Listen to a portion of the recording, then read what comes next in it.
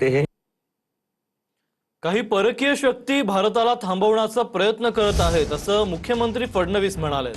भारत आता पुढेच जात राहणार असा निर्धार फडणवीसांनी तिरंगा रॅलीमध्ये केलाय। स्वातंत्र्य दिनाच्या पार्श्वभूमीवर भाजपकडून मुंबईत तिरंगा रॅलीचं आयोजन करण्यात आलं होतं।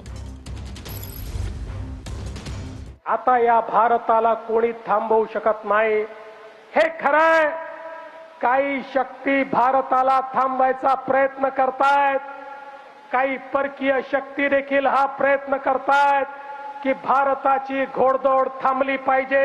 त्यांना भीती वाटते भारत असाच पुढे जात राहिला तर एक दिवस जगातली सर्वात मोठी महासत्ता आपला भारत देश होईल। तिरंगा घेऊन या ठिकाणी बाहेर पडलेली तरुणाई आहे, यांना थांबवण्याची ताकद तुमच्यामध्ये नाही, या भारताला थांबवण्याची ताकद तुमच्यामध्ये नाही। आता भारत पुढेच जात राहणार।